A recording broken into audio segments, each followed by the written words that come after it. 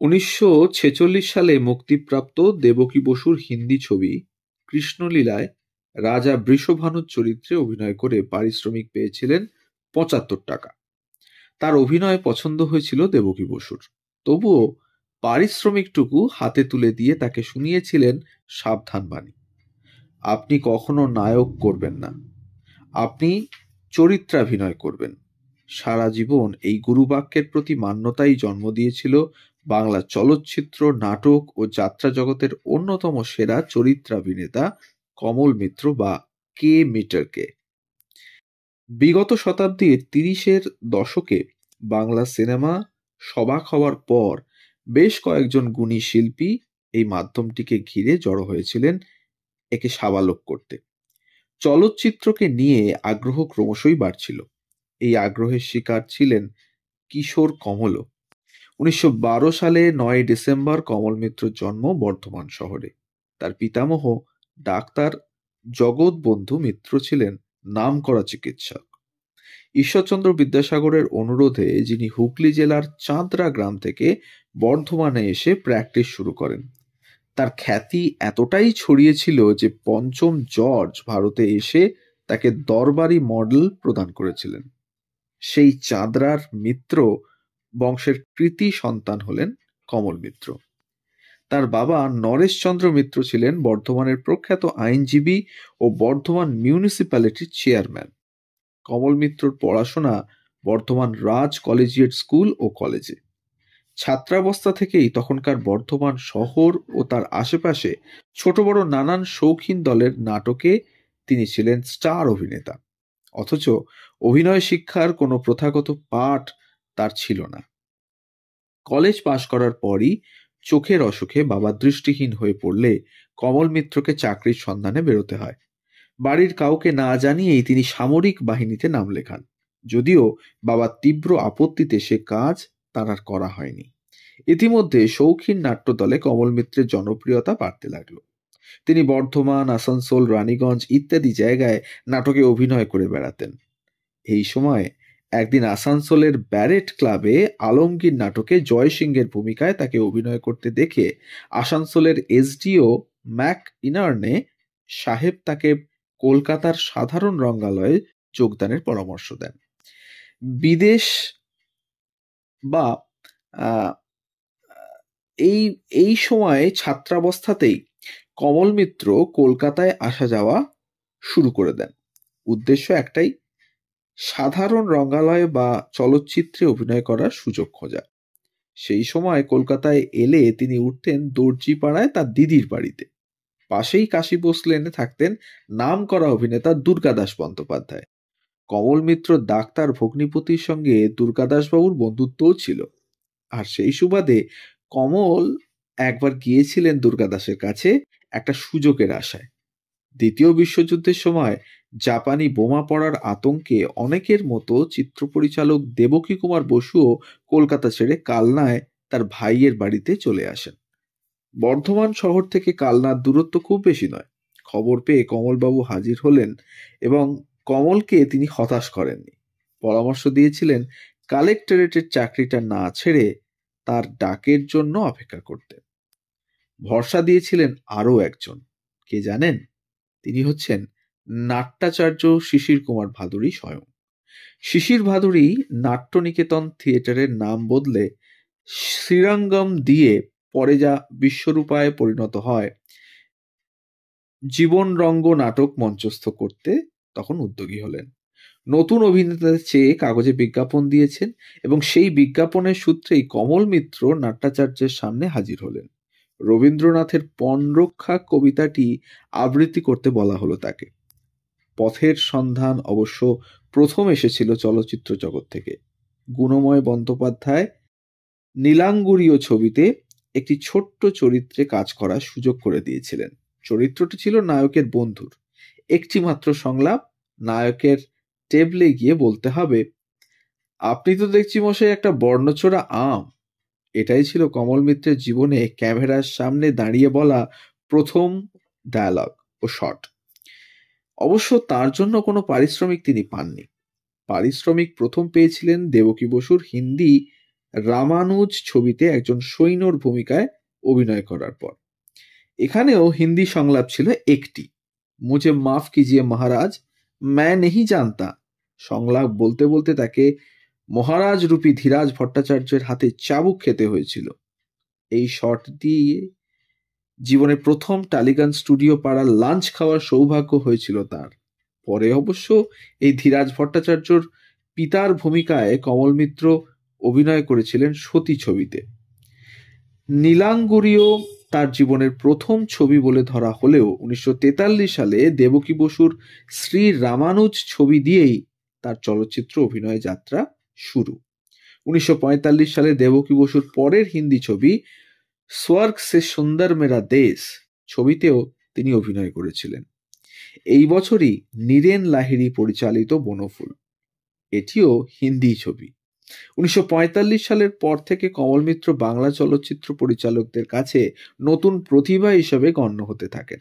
দেখা যাচ্ছে দেবকী বসুর সঙ্গে সঙ্গে নীরেন লাহিড়ী, অর্ধেন্দু মুখোপাধ্যায়, যার মধ্যে সংগ্রাম 1946 সালে তিনি করেছিলেন, অপূর্ব কুমার মিত্র তুমি আর আমি 1946 সালে, হেমেন গুপ্ত পরিচালিত অভিযাত্রী 1947 সালে এবং অগ্রদূত পরিচালিত সমাপিকা 1948 সালে ও তাঁদেরই ছবি সব্যসাচীতে একেবারে নাম ভূমিকায় অবতীর্ণ হচ্ছেন।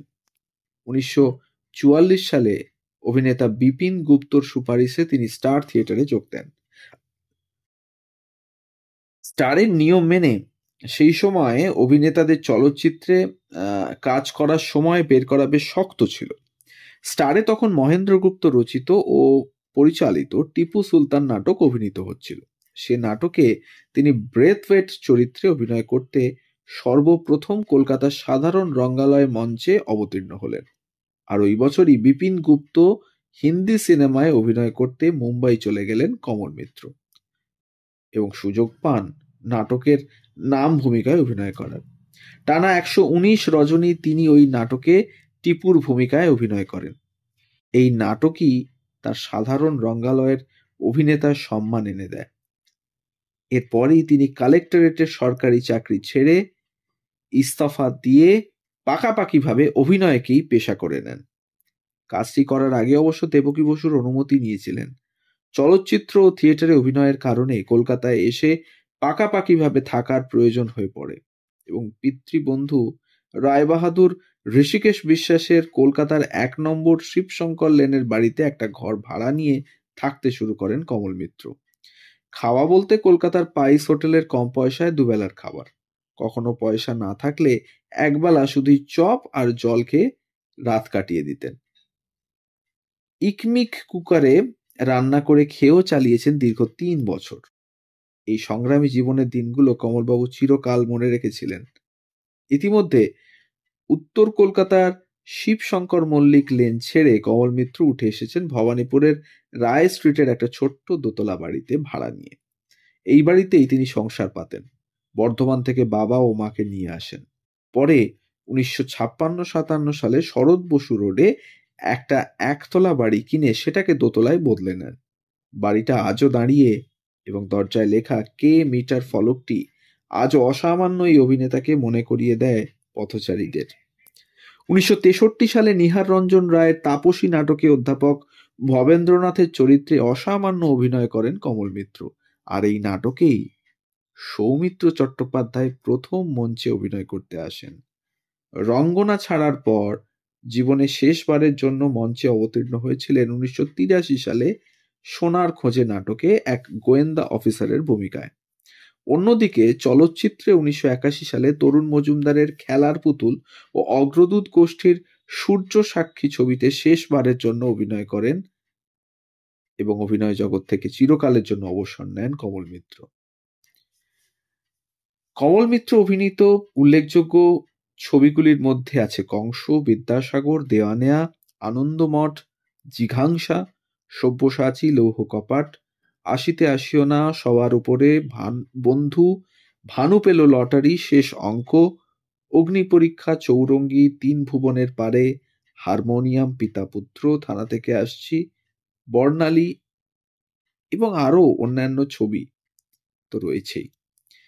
দেবকী কুমার বসু থেকে শুরু করে বাংলা সিনেমার আদি যুগের বহু খ্যাতিমান পরিচালকের ছবিতে যেমন কাজ করেছেন, তেমনি পরবর্তীকালে অজয় কর, তপন সিংহ, তরুণ মজুমদার, রাজেন তরফদার, এমনকি সত্যজিৎ রায়ের পরশপাথর ছবিতে ছোট্ট একটা পার্টির দৃশ্যেও তিনি ছিলেন স্বমহিমায়। শেষ দিকে কমল মিত্র ক্রমশ একা হয়ে পড়েছিলেন। বলতেন, প্রায় সব সহশিল্পী চলে গেল, এমনকি যারা বয়সে আমার চেয়ে ছোট তারাও রইল না।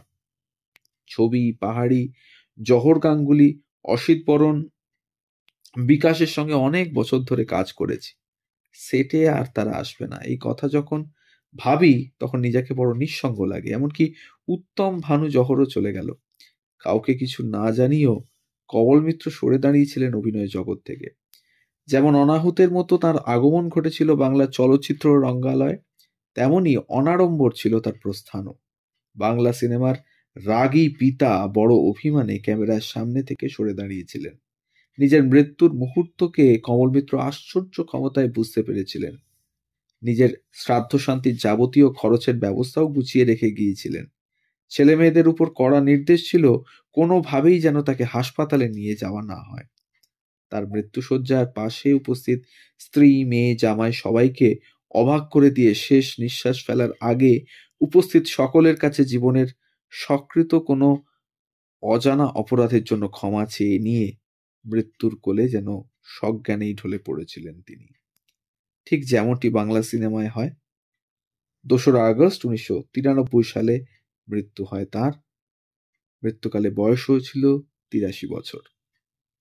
জীবন বেঁচেছেন রাজার হালে। পরবর্তীকালে থিয়েটারের কর্ণধার হিসেবে হয়ে উঠেছিলেন অভিনেত্রীদের লোকাল গার্জেনও। কারণ তিনি যে বাংলা সিনেমার অঘোষিত কর্তা। তো এই ছিল আজকের গল্প। কমল মিত্রের সংক্ষিপ্ত জীবনী আমরা এই গল্পের মাধ্যমে তুলে ধরলাম। আমাদের গল্প যদি ভালো লাগে তাহলে অবশ্যই আমাদের চ্যানেলটিকে সাবস্ক্রাইব করে পাশে থাকবেন। বেল আইকনটিকে প্রেস করে নেবেন যাতে পরবর্তী গল্প খুব তাড়াতাড়ি আপনাদের কাছে পৌঁছে যায় তার জন্য। আর যদি এতটুকু ইনফরমেশন ভালো লেগে থাকে তাহলে একটু কাছের মানুষের সাথে শেয়ার করবেন আমাদের গল্পগুলো, আর একটা লাইক, একটা কমেন্ট করে জানাবেন কেমন লাগছে। সবাই ভালো থাকবেন, সুস্থ থাকবেন আর শুনতে থাকবেন গল্প যেখানে সত্যি। ধন্যবাদ।